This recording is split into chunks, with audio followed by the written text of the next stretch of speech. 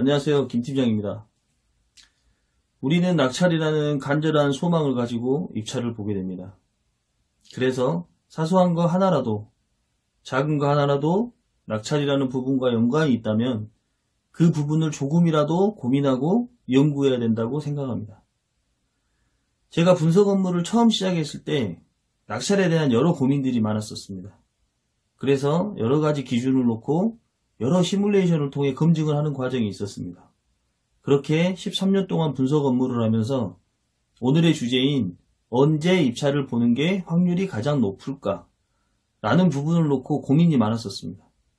여기에서 말하는 언제 입찰을 보냐는 언제 분석을 하냐는 말인데, 예를 들어 일반적으로 입찰 대행회사들은 수찰 마감 3일 전 분석 또는 4일 전 분석을 합니다.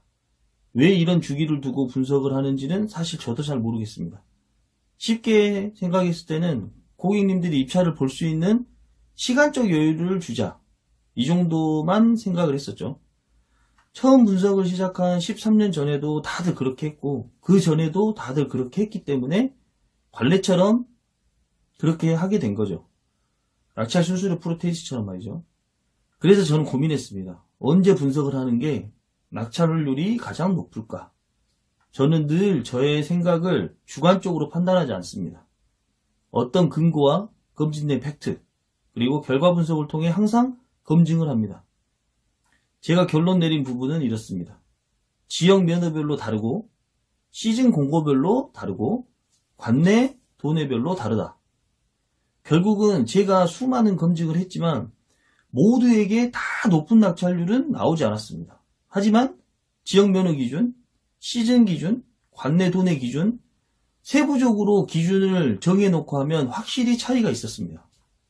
이게 각 지역별로 확실한 특성과 성향이 있고, 시즌에 따른 공고들의 발주량의 차이가 확실히 있고, 관내 도내에 따라서 경쟁률의 차이가 확실히 있기 때문에 하나씩 기준을 쪼개보면 언제 분석하는 것이 확률이 높은지는 확실히 알 수 있습니다.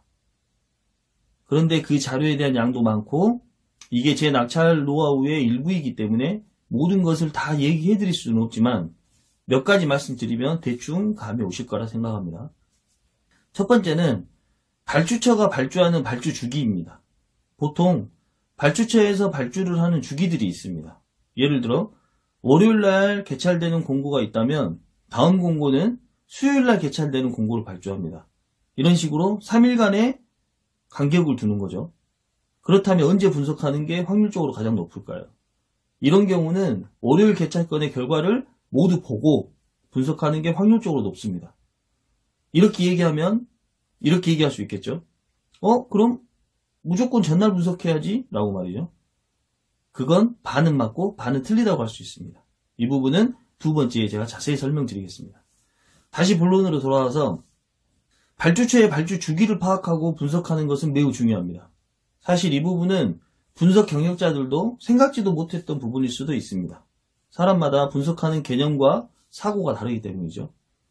저는 조금이라도 낙찰의 확률을 높이기 위해서 아무리 사소한 거라도 집요하게 고민하고 연구하고 검증하는 버릇이 있습니다.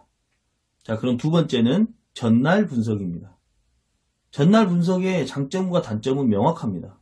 장점은 내가 보는 모든 자료가 가장 최신의 자료라는 거죠. 또한 마지막에 출현한 지점은 확률이 낮을 수 있으니 피할 수 있다는 겁니다.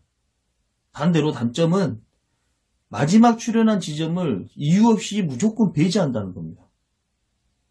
낙찰이 나올 수 있는 확률적 수치는 모든 공고가 다 동일합니다. 그렇기 때문에 마지막에 출현한 지점이라고 해서 무조건 안 나오는 것은 아닙니다. 단 예가 흐름 등 많은 자료를 바탕으로 봤을 때 안 좋아야 진짜 배제하는 거라고 생각합니다. 하지만 분석 시작과 동시에 고정관념을 가지고 이미 배제를 하고 시작합니다. 그러면 결국은 하나의 경우의 수를 버리고 시작하는 꼴이 되겠죠. 그리고 가장 최신의 자료이기 때문에 객관적 데이터보다는 주관적인 생각이 너무 많이 들어갑니다. 그 말은 뭐냐면 예가 흐름을 봤을 때 단순하게 올라갈 거다, 내려갈 거다, 혹은 이랬으니 저럴 거다 라는 담당자의 주관적인 개입이 너무 많이 된다는 거죠. 분석을 할 때 주관적인 개입이 많이 되면 길게 봤을 때 낙찰률은 무조건 떨어지게 되어 있습니다. 이 부분은 다음 분석 관련 영상에서 자세하게 다시 설명드리겠습니다. 다시 본론으로 돌아와서 장점과 단점은 명확한데 경우에 따라 어떻게 사용하는 것이 가장 좋은지를 알아야 됩니다. 누구는 그러더군요. 전날 분석하는 것이 확률이 가장 높다라고. 만약에 그렇다면 모든 사람들이 전날 분석을 할 겁니다. 그런데 그렇지가 않죠. 그건 여러 가지 이유가 있겠지만 확률적으로도 그렇지 않기 때문에 안 하는 거라고 생각합니다.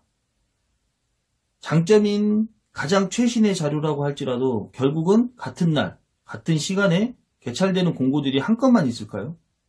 그리고 자료를 하나만 보는 것도 아니고 보통 3개 이상의 자료를 비교 분석할 텐데 아무리 전날이라고 해도 모든 자료가 다음날 딱 한 건만 개찰되는 공고는 거의 없습니다. 그렇기 때문에 무조건 전날 분석하는 게 좋다고 할 수가 없겠죠. 가장 장점이라고 할 수 있는 게 결국은 장점이 아닌 거니까요. 그래서 이건 장점이지만 단점이 될 수 있습니다. 자, 그러면 진짜 장점은 뭘까요? 보통 분석 담당자들한테 이 이야기라면 하나같이 얘기할 겁니다. 예가 흐름보다 경쟁사 분석이 중요하다고요. 그렇습니다. 전날 분석의 가장 중요한 핵심은 경쟁사 파악입니다.